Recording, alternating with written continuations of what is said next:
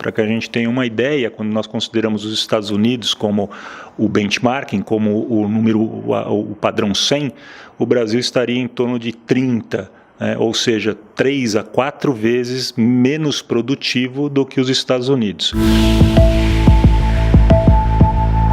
Eu vou conversar agora com Fábio Astrauskas, CEO da Siegen e professor do INSPER. Ele é especialista em produtividade e queria saber com você como está o Brasil no ranking da produtividade mundial. Olá, Luciene, obrigado pela oportunidade a você, aos ouvintes. O Brasil no ranking da produtividade mundial não vai bem. Não vai bem há muito tempo e dos últimos anos piorou um pouquinho. Para que a gente tenha uma ideia, quando nós consideramos os Estados Unidos como o benchmarking, como o padrão 100, o Brasil estaria em torno de 30, ou seja, 3 a 4 vezes menos produtivo do que os Estados Unidos. Se nós fizermos uma comparação um pouco menos injusta, com os países emergentes, dos quais o Brasil faz parte, China e Índia, por exemplo, o Brasil é um país ainda mais produtivo do que China e Índia, porém perdendo terreno nos últimos anos para esses dois. China e Índia vêm aumentando a sua produtividade comparativamente ao Brasil, enquanto que o Brasil nos últimos anos vem até com uma pequena perda de produtividade. Como é feita esta aferição? Essa aferição é feita através de institutos internacionais que cuidam disso, estatísticas que cuidam disso. Basicamente é uma produtividade mensurada pela capacidade de cada trabalhador em produzir peças ou produtos ou serviços comparativamente ao mesmo trabalhador em outros países. E por que estamos aí nessa situação abaixo dos Estados Unidos, aí, nessa comparação que você fez com emergentes? Vários fatores levam a essa perda de produtividade. Historicamente, o que se tem colocado é que essa produtividade abaixo da americana ela é causada por problemas de treinamento, de capacitação, de educação do trabalhador. O que se percebe hoje é que este ainda é um fato relevante, ele conta realmente, o fator capacitação, ensino, ele é relevante na produtividade de um país, porém não responde ou responde muito pouco, cerca de 15%, 20%, apenas pela diferença de produtividade entre os países, ou seja, ainda que um trabalhador no Brasil tivesse a mesma capacidade de um trabalhador nos Estados Unidos, a produtividade do Brasil seria ainda muito inferior à americana. O que quer dizer isso? Quer dizer que a culpa não está no trabalhador, ou somente no trabalhador, ou muito pouco no trabalhador. Há outros fatores relevantes. Um outro fator relevante que a gente pode colocar é que a composição dos setores de atividade em cada país são diferentes. Ou seja, no Brasil há um peso maior para atividades de agronegócio, há um peso maior para atividades que nos Estados Unidos são menos importantes nesse peso. Se cada setor tem uma produtividade específica, quer dizer que a média dessas produtividades será diferente para cada país, porque cada país se constituiu de uma maneira diferente na sua economia, na sua matriz de produção e, portanto, terá uma produtividade diferente em decorrência dessa matriz de produção. Mas se a gente levar e expurgar isso a estudos, inclusive conduzidos e liderados pelo próprio professor Marcos Lisboa, que é o executivo presidente do INSPER, com a sua equipe econômica, mostram que quando a gente expurga esses fatores de diferença dos setores de cada um dos países, isso responde a aproximadamente uns 20%, 25% do problema, ou seja, o país seria produtivo, ainda assim ele perde produtividade se ele tivesse os mesmos setores que os Estados Unidos, ou seja, mais alguma coisa tem que explicar esta perda de produtividade. Aí vem um terceiro fator. O terceiro fator é como a legislação, a economia, a logística do país, a política econômica do país, a política fiscal do país está montada, ou seja, como é que esse país, comparativamente entre eles, estabelecem as regras de continuidade de uma empresa no mercado competitivo. E aí a gente vai ver que no Brasil há uma tolerância para manter empresas pouco produtivas muito maior do que ocorre em outros países, como por exemplo os Estados Unidos. Nos Estados Unidos, uma empresa que está com baixa produtividade, que entra numa crise, ela é expurgada, ela é retirada do sistema muito mais rapidamente do que uma empresa no Brasil, cuja a continuidade continua, apesar dela ser pouco produtiva, de dever muito tributo, de estar com pouca capacidade de tomar crédito, de estar com pouca capacidade de investimento. Essa empresa não é retirada do mercado, ela não vai à falência rapidamente pelas leis e pelo entorno todo criado de legislação no Brasil, e ela continua, e com isso ela derruba a média da produtividade do setor, porque ela fica pouco produtiva comparativamente a outras empresas do próprio setor, que são muito produtivas, mas ela derruba a média, né? Ela deveria ter saído, né, e sair da média, né? E não é o que acontece. Ou seja, nossa legislação aqui no Brasil não estimula competitividade e produtividade, é isso? Exato, em outras palavras é isso. A nossa legislação aqui, não que ela não faça isso de uma maneira deliberada, né? Óbvio que nenhum país do mundo deve dizer, eu não estimulo a competitividade, eu não estimulo a produtividade. Todos os países vão dizer que estimulam e que estão preparados para atender essas duas demandas de maior produtividade e de maior competitividade, principalmente no ambiente capitalista.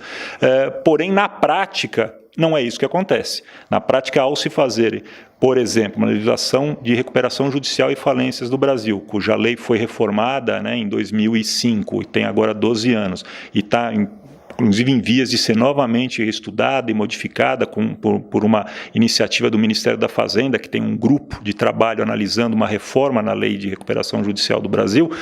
Apesar disso acontecer, a atual lei ela é uma lei interessante para a recuperação judicial da empresa, mas ela é uma lei que faz com que seja muito difícil levar a empresa que não tem mais condições de competir à falência, ou seja, ao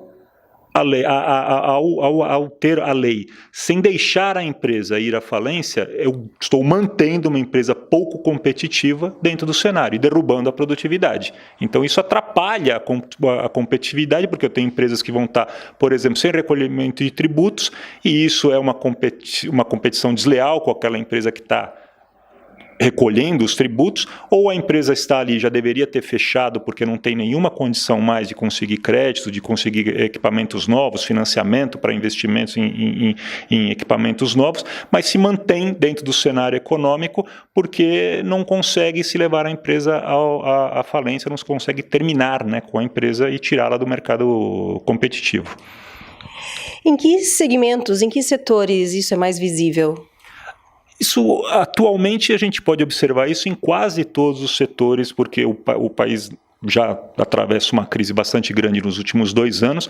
A recuperação judicial nos últimos 2 anos, ela triplicou de tamanho, né, em número de empresas comparativamente ao período anterior a esses 2 anos, e também generalizou os setores. Então você hoje tem empresas em recuperação judicial de diferentes tamanhos em quase todos os setores da economia. Então o que a gente vê é que isso é genérico, né? E isso, quando é genérico, é sinal de que é por uma política de governo, né? Por uma política do país. Então, a legislação, ela para qualquer setor, ela está ruim, né? Porque ela, na verdade, ela está feita de maneira a preservar aquele que não tem mais condições de continuar no mercado, né? Então, é uma política de ajuda social, né? De transferência de renda social, em última instância, para aquele que não tem condição de permanecer competitivo no mercado, né? Fábio, no início da entrevista você disse que o Brasil é mais produtivo que a China. Isso é um paradoxo, porque a gente ouve falar sempre, né, do excesso de trabalho, né? Ali, a hora extra do trabalhador chinês. Como isso? Como isso é possível? A gente precisa levar em consideração porque na nossa cabeça dá uma impressão, né, porque nós vivemos inundados de produtos chineses, né, não só aqui no Brasil, como no mundo todo, e a China vem experimentando um crescimento vertiginoso, né, já há algumas décadas. Mas é importante a gente levar algumas coisas em consideração quando a gente fala de produtividade, né? Primeiro, a China é um país com 1 bilhão de habitantes, né? O Brasil tem 200 milhões de habitantes. O número de trabalhadores na China e as condições com as quais os trabalhadores produzem produtos na China é muito diferente da condição que um trabalhador produz aqui no Brasil. Um trabalhador chinês trabalha num regime de férias muito inferior ao do Brasil, trabalha num regime de trabalho horário, uma carga horária muito superior à que se tem aqui no Brasil. Então, mesmo que eles produzam mais em quantidade, porque há muitos trabalhadores, né, você tem uma produtividade por trabalhador ainda inferior à produtividade no Brasil e países da Europa e dos Estados Unidos. Mas, como eu alertei, né, no início, essa diferença vem diminuindo, né? A China vem aprendendo a fazer os produtos de maior tecnologia, de mais complexidade, né? Até então, ou até alguns anos atrás, a gente via os produtos chineses, principalmente aqueles produtos de baixa qualidade, né? Hoje a gente vê produtos de alta qualidade e bastante competitivos com relação aos produtos semelhantes fabricados em outros países, com investimentos bastante grandes em tecnologia, o que faz com que a produtividade por trabalhador aumente, né? Porque um trabalhador uma máquina substitui vários trabalhadores e o trabalhador passa a operar, né, uma quantidade maior de máquinas e aumentar a sua produtividade para cada produto produzido, e os incentivos, né, e as regras na China têm sido bem mais claras no direcionamento de crescimento econômico do que no Brasil.